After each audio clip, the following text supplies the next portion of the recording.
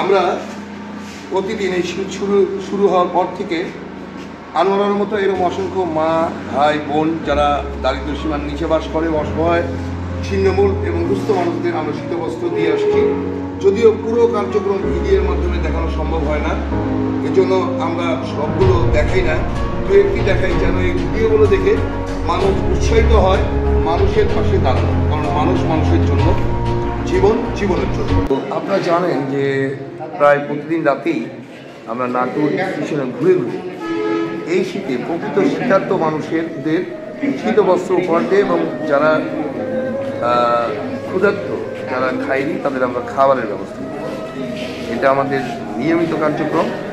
আমি নাটোরে থাকলে এই কার্যক্রমটা আমি ব্যক্তিগত উদ্যোগে এবং আমাদের কিছু ভাই ব্রাদারের সহযোগিতায় এই কাজটা করি।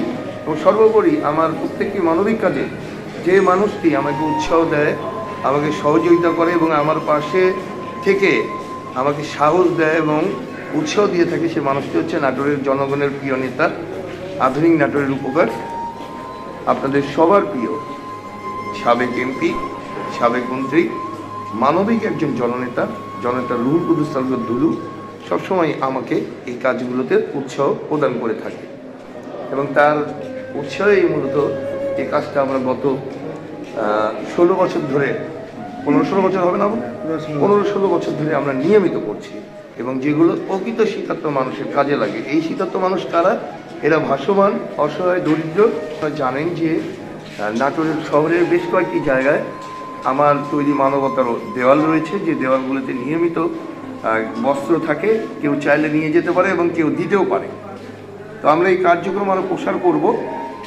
সেই সঙ্গে পুরো শীতজোরে আপনারা জানেন যে দেশের উত্তরাঞ্চলের শহর নাটোর, সেই কারণেই শীতের তীব্রতাও এখানে বেশি এবং বিশেষ করে এই নাটোর স্টেশনে প্রতিনিয়ত আমরা দেখতে পাই যে বিভিন্ন সংগঠন সরকারিভাবে শীতবস্ত্র বিতরণ করলেও প্রকৃত শীতার্থরা বঞ্চিত থেকে যায়। এদের মধ্যে রয়েছে ভাসমান, দরিদ্র, অসহায়, ভিক্ষুক মানুষ, এছাড়া রয়েছে কিছু উন্মাদ যারা পাগল, এবং এই শীতের সময় মূলত নাটোরে বেশি পাগল আসে এবং তারা আমাদের রাস্তাঘাটে চলাচল করে, আপনারা একটু খেয়াল করেই দেখতে পাবেন।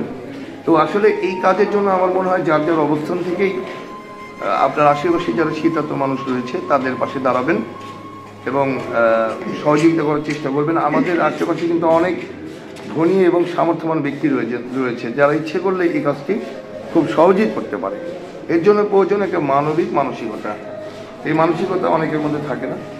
তো আমরা চালিয়ে যাব আমাদের এই কার্যক্রম, এই জন্য সকলের সহযোগিতা প্রত্যাশা করি। আপনারা আমাদের পাশে থাকবেন এমনটাই আশা করি। সবাইকে ধন্যবাদ জানাচ্ছি। আসসালামু আলাইকুম। আল্লাহ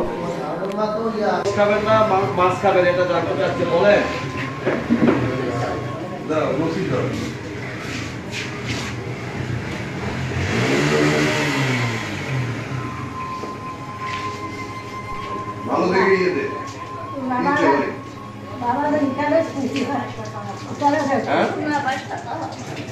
হ্যাঁ, দোয়া করি। আছেন